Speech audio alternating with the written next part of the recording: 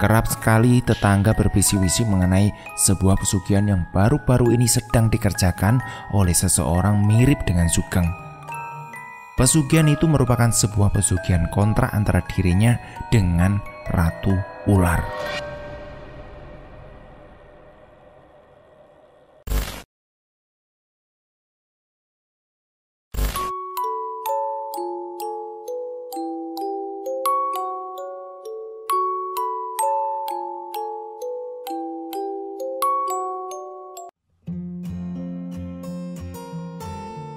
Assalamualaikum warahmatullahi wabarakatuh.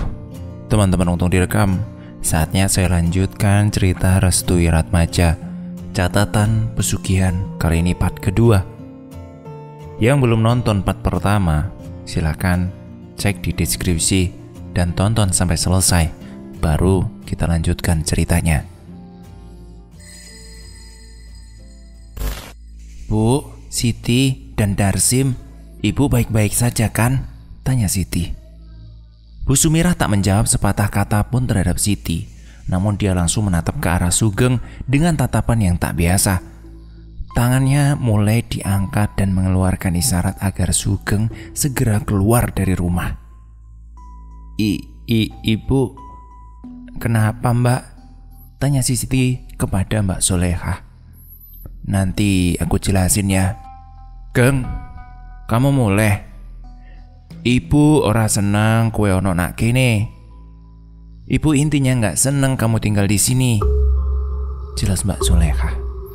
Tanpa hormat dan salam, Sugeng langsung pergi.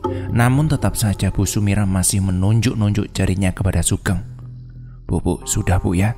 Sudah, tidak bagus begitu, jelas Siti.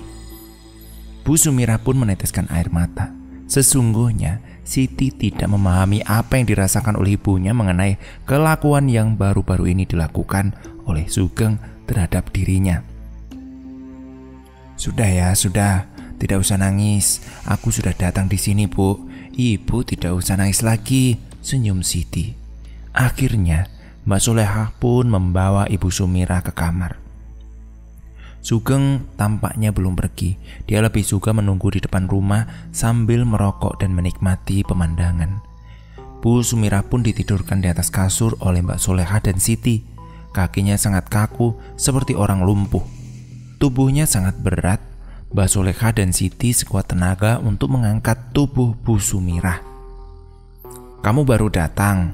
Bagaimana di Pekalongan? Enak? Tanya Mbak Solehah. Baru saja sejaman Mbak. Ya seperti itu loh Mbak. Namanya juga merantau. Merantau kan nggak selamanya enak, ya toh? Siti, Mas Mukwi loh. Sudah sukses, sudah kaya. Kamu nggak ingin kerja di Mas Sugeng? Tanya Mbak Solehah. Siti hanya terdiam ketika Mbak Solehah menawarkan pekerjaan itu. Mbak Solehah menganggap bahwa Mas Sugeng merupakan tumpuan yang bisa diharapkan dalam keluarganya. Terlebih lagi dalam permasalahan materi, Siti masih belum tahu bagaimana asal-usul Mas Sugeng dapat sukses dengan waktu secepat ini. Kamu berapa hari di sini, Teh? 3 harian, Mbak. Mbak Solehah masih membereskan kamar Bu Sumirah yang berantakan. Ibu itu selalu nolak atas pemberian yang diberikan oleh Mas Sugeng, baik berupa makanan ataupun uang. Entah apa yang dipikirkan ibu terhadap Mas Sugeng. Ya kayaknya ibu memang tidak suka dengan apa yang telah dicapai oleh Mas Sugeng, ucap Mbak Solehah. Memang kenapa toh Mbak? Biasanya ibu bangga, kok ibu malah menolak semua pemberiannya? Kata ibu, Mas Sugeng telah melakukan pesugihan. Padahal belum tentu toh. Siapa tahu Mas Sugeng telah bekerja keras mati-matian demi kehidupan keluarganya. Pesugihan? Tanya Siti. Namanya juga manusia. Belum sukses selalu dihina dan dicaci. Setelah sukses dituduh pesugihan. Manusia itu memang benar-benar membingungkan. Makanya jangan terlalu banyak berharap terhadap manusia. Nanti yang ada kamu malah sakit hati, jelas Mbak Solehah. Siti terdiam. Dia memandangi wajah ibunya yang pucat itu dengan rasa kasihan. Tapi memang gak ada salahnya toh Mbak kalau ibu bilang gitu. Lagian Mas Sugeng itu tidak pernah memberitahu kepada kita semua dari mana dia sukses dengan secepat ini. Siti, kamu percaya apa yang dikatakan ibu? Ibu itu sudah tua, seharusnya bersyukur kalau punya anak yang sudah sukses. Kok ya malah ada-ada saja orang tua yang dipikirin selalu buruk terhadap anaknya. Jelas Mbak Solehah. Orang tua itu hatinya perasa loh Mbak. Bukan hanya perasa saja, tapi mereka juga memiliki pahit dan manisnya kehidupan. Dan yang penting ini Mbak, kita prioritaskan untuk kesembuhan ibu dulu. Mbak Solehah keluar sebentar untuk mengambil makanan yang berada di dapur.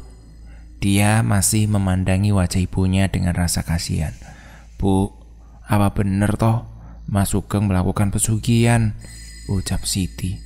Darsim sedang berada di meja makan. Dia belum puas juga untuk memakan makanan yang telah disediakan di meja makan. Bersamaan dengan itu, Mbak Solehah lewat. Kamu lagi apa, Sim? Ini loh Mbak, jeruknya nggak dimakan. Kasihan kan, mubazir.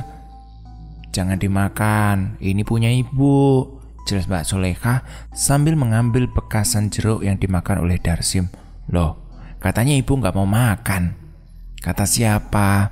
Udahlah, jangan ngambil apa-apa di rumah ini, semuanya ini milik ibu.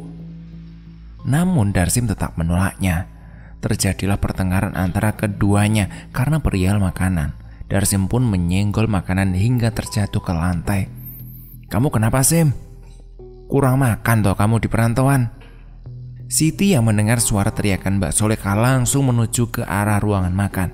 Ada apa Mbak? Ada apa? Ada apa tuh ini kok berantem? Siti terkejut ketika banyak makanan terjatuh di lantai. Tanpa banyak lama, Darsim pun mengambil makanan itu lalu berlari ke arah depan rumah. Sim, balikin makanannya, itu punya ibu. Mbak, sudah toh sudah, cuma jeruk satu aja loh. Mbak Solehah langsung mendekati Siti dengan tatapan tajam. Apa? Cuma jeruk satu? Iya toh Mbak, cuma satu. Nanti aku ganti jeruknya Mbak, ucap Siti. Mbak Solehah memegangi kepalanya. Seperti ada sesuatu yang disembunyikan olehnya terhadap Siti dan Darsim. Siti yang melihat tingkah aneh kakak perempuannya itu semakin bingung. Apa yang sebenarnya disembunyikan oleh Mbak Solehah sampai-sampai jeruk itu tidak boleh dimakan? Mbak, sebenarnya ada apa tuh ini? Lebih baik kamu sama Darsim segera pulang ke Pekalongan. Kalian berdua cuma bikin kacau saja. Emangnya Siti sama Darsim kacauin apa Mbak? Kan Darsim cuma ngambil satu jeruk.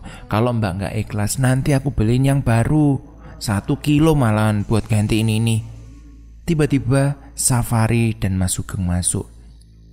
Ada apa Mbak? Tanya Mas Sugeng. Lihat ini, lihat, ucap Mbak Solehah dengan wajah sedih. Mbak, kok bisa-bisanya Mbak bikin kacau? Ucap Safari. Dek, kok kamu ngomongnya gitu? Mbak datang jauh-jauh loh ini dari Pekalongan buat jenguk kalian sama ibu. Kok kamu udah berani bilang gitu sama Mbak toh Dek? Tanya Siti kepada Safari. Safari langsung menggenggam tangannya, namun Mas Sugeng langsung menahan tangan Safari. Sudah Sudari, sudah, ini mbakmu, jelas Sugeng. Jangan sampai tanganku memukul tubuhmu ya Mbak, ucap Safari. Darsim yang melihat pertengkaran seluruh saudara-saudaranya hanya bisa berdiri depan pintu. Dia tak mengerti bagaimana bisa sifat saudara-saudaranya langsung berubah total. Kamu sama Darsim menginap di rumahku ya? Tanya Mas Sugeng. Siti menatap wajah Mbak Solehah dan Safari yang sudah berbeda dari yang dikenal selama ini. Siti pun langsung meninggalkan mereka berdua dengan wajah kesal. Safari ingin menggertaknya, namun Sugeng menghalangi langkahnya. Jangan emosi, udah, belum waktunya, ucap Mas Sugeng. Mas, bagaimana ini? Tanya Mbak Solehah. Sabar, tarik ulur saja dulu. Biarkan Siti dan Darsim tinggal di sini. Malam ini kita jalankan ritualnya. Di antara ketiganya, terdapat sebuah persekutuan yang pernah mendatangani kontrak terhadap sosok Ratu Ular yang disebut-sebut sebagai bagian dari pesugihan ini. Ingat, tetap layani ibu seperti biasa.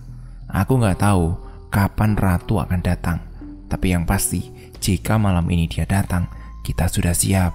Nanti akan kuberi hasilnya kepada kalian semua ya, ucap Mas Sugeng. Safari dan Solehah mengangguk paham. Kini keduanya merupakan bagian dari orang-orang yang melakukan pesugihan terhadap keluarganya sendiri. Siti dan Darsim langsung pergi dari rumah itu.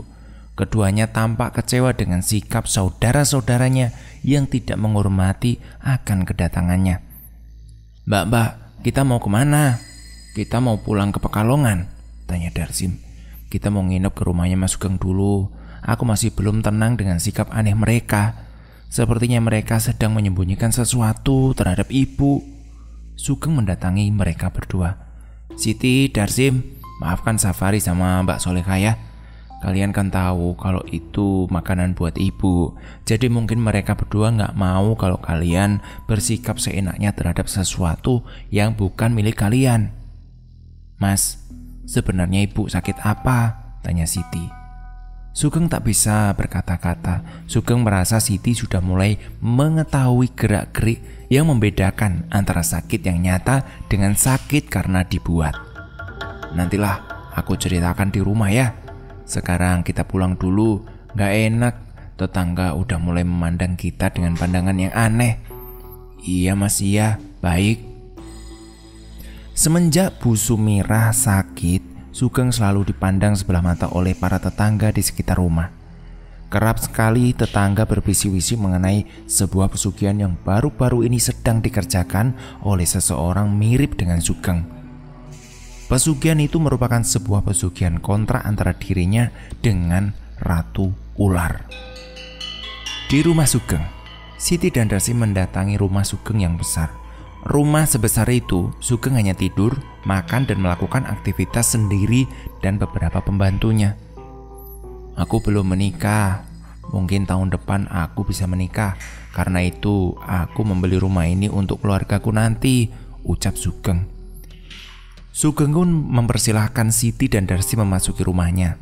Memang benar, di rumah Sugeng tampak sangat sepi. Dinding rumahnya dipenuhi lukisan seorang ratu dengan berbadan ular dan sesuatu yang disebut dan termaksud di pantai utara Nyi Dewi Lancar. Mas, ini lukisan siapa? Tanya Siti sambil menunjuk ke arah wanita cantik dengan menggunakan kain karismatik yang berkarisma itu. Kebetulan aku tuh suka sekali dengan cerita Dewi Lancar, ucap Sugeng. Dewi Lancar? Tanya Siti. Kamu tahu? Tanya Sugeng. Siti hanya terdiam lalu pandangannya tertuju kepada sebuah lukisan dengan badan setengah ular itu. Kalau yang ini? Tanya Siti. Sugeng tak menjawab pertanyaan Siti. Tampaknya Sugeng tidak mengenal siapa yang dimaksud Siti dalam lukisan itu. Lah, Mas, kok diem? Mas juga belum tahu. Sepertinya sosok yang ada di lukisan itu ada hubungannya dengan Dewi Lancar, jawab Sugeng. Darsim masih belum stabil akan kekecewaannya. Dia langsung masuk ke sebuah kamar yang kebetulan kamar itu kosong. Mas, Darsim gak apa-apa masuk di kamar itu. Gak apa-apa, kan adik mas juga. Masa yo mas ngelarang?